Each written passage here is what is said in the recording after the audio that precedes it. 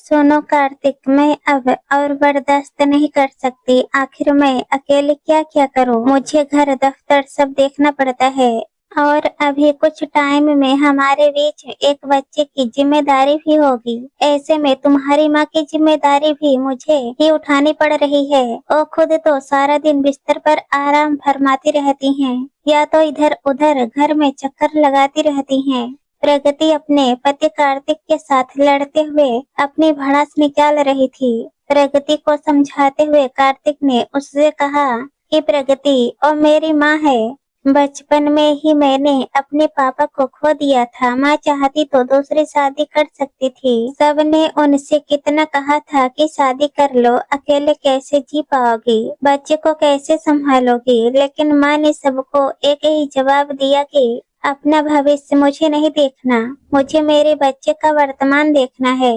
शायद मुझे दूसरा पति मिल जाए, लेकिन इसकी क्या गारंटी है कि मेरे बेटे को पिता मिल पाएगा। मैं अपने बच्चे को खुद माँ और पिता का प्यार दूंगी और उसे पालूंगी। प्रगति माँ ने सिर्फ मेरे खातिर अपनी पूरी जवानी, अपने सपने सब कुर्बान कर दिए। मैं अब उन्हें बुढ़ापे में खुद से अलग करने का पाप नहीं कर सकता। शाम को कार्तिक के वापस आने पर नैना देवी ने उसे अपने कमरे में बुलाया और उससे कहा कि कार्तिक, मैं तुम्हारी शादीशुदा जिंदगी को बर्बाद होते नहीं देख सकती। मेरी वजह से तुम दोनों के बीच रिश्ते बिगड़े, ये मैं कभी नहीं चाहूंगी। इसलिए मैं चाहती हूँ कि तुम दोनों के बीच से हट जाओ और अलग रहने लगो। ये तुम क्या कह रही हो माँ? अगर किसी को इस घर से अलग रहना है तो ओ प्रगति रहेगी, तुम नहीं। ये घर तुम्हारा है, तुम इसी घर में रहोगी। मेरे पास अगर प्रगति से साथ नहीं रहा जा रहा तो ओ बेशक जा सकती है। कार्तिक, मैं तुम लोगों की गृहस्थी संभालने की कोशिश कर रही हूँ और तुम हो कि बात बिगाड़ने पर तुले हो। मैंने कहा कि मैं तुम दोनों से अलग रहूंगी, इस घर से जाने को नहीं कहा। तो बस इतना कर, ऊपर वाला कमरा खुलवा दे और कुछ सहूलियत का सामान वहाँ रखवा दे। मेरा खाना पीना ऊपर ही बन जाया करेगा, वहाँ बस कुछ इंतजाम करवाने होंगे। नहीं माँ, आपको ऐसे अकेले नहीं रहने दूंगा, कार्तिक ने कहा तो नैना देवी की आंखों में ममता के आंसू आ गए। उन्होंने कार्तिक को समझाते हुए कहा कि बेटा, मैं तेरी आंखों के सामने ही तो रहूंगी और तुम दोनों मेरी आंखों के सामने ऊपर नीचे आते रहेंगे। मैं नीचे न भी आ पाऊँ तो तुम दोनों ऊपर आ जाना। नैना देवी के बहुत समझाने पर कार्तिक ने ऊपर का कमरा सही करवा कर हर सहूलियत का सामान वहाँ रखवा दिया। माँ की देखभाल के लिए एक नौकरानी रखवा दी जो खाना बर्तन के साथ साथ नैना देवी का हर काम करती थी। प्रगति खुश तो थी कि अब उसे सास का कोई काम नहीं करना पड़ता था, लेकिन उसे कार्तिक के बर्ताव में अब वो पहले वाली बात नहीं दिखती थी। कार्तिक ने अब प्रगति से बात करना भी काफी हद तक कम कर दिया था, लेकिन माँ को ये सब जाहिर नहीं करता था। कुछ दिन सब ठीक ठाक चलता रहा। एक दिन नैना देवी की नौकरानी को अपने गांव जाना पड़ा और संयोगवश कार्तिक भी दफ्तर के काम से बाहर था।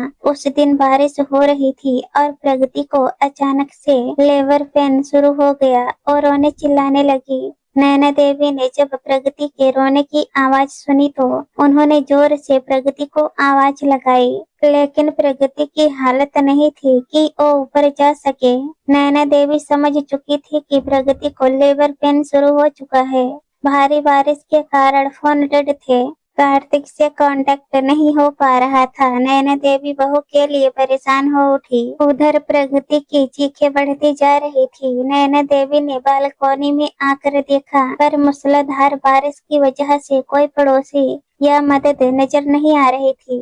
नैना देवी जल्दी जल्दी नीचे उतरी, प्रगति के कमरे में गई। न एम्बुलेंस का इंतजाम हो पा रहा था, न और कोई मदद थी। नैना देवी ने अपने अनुभव का इस्तेमाल किया। उन्होंने बहुत आराम से अकेले ही प्रगति की डिलीवरी कराई। वो एक दाई की तरह प्रगति की डिलीवरी करवा रही थी और बीच बीच में उसके माथे को माँ की तरह चूमकर सहलाकर उसे संभाल रही थी। नैना देवी के हाथों उनके पोते का जन्म हुआ। नैना देवी खुशी से उछल पड़ी। क्योंकि उस पोते में उन्हें अपने बेटे का रूप नजर आया। इतने में सुबह हो चुकी थी और कार्तिक भी वापस घर आ चुका था। कार्तिक ने अपने बेटे को गोद में लिया और माँ की सारी बातें सुनकर माँ के चरण स्पर्श करके उनको गले लगा लिया। नैना देवी ने कार्तिक की गोद से उसके बेटे को लेकर प्रगति को दिया तो प्रगति ने बेटे को गोद में लेने से मना कर दिया, जिसके बाद कार्तिक और नैना देवी उसका मुंह देखने लगे। कार्तिक ने प्रगति को कहा, अब क्या हुआ, बेटे को गोद में क्यों नहीं ले रही हो, तुम कैसी माँ हो? तो प्रगति ने कहा कि मैं अपने बेटे को उतने दिन तक गोद में नहीं लूंगी जितने दिन तक मैंने तुम्हें तुम्हारी माँ से दूर रखा, यही मेरी सजा है। मैं भूल गई थी कि माँ सिर्फ तुम्हारी नहीं मेरी भी है और मैंने उन्हें तुमसे अलग करके ऊपर कमरे में भिजवा दिया। कल अगर माँ न होती तो न जाने क्या हो जाता। कार्तिक समझ चुका था कि प्रगति को अपनी गलती का एहसास हो गया है। प्रगति ने धीरे से उठते हुए नैना देवी के पैर छूने चाहे तो नैना देवी ने आगे बढ़कर प्रगति को सीने से लगा लिया। प्रगति नैना देवी के सीने से लगकर उन्हें माँ पुकार उठी। उसे अपनी गलती का एहसास हो चुका था।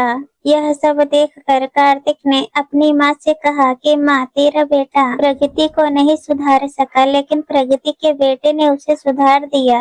और सब हंसने लगे। नैना देवी का परिवार एक बार फिर से पूरा हो गया और वो हंसी खुशी अपने पोते को लेकर उसकी बलाएं उतारने लगी।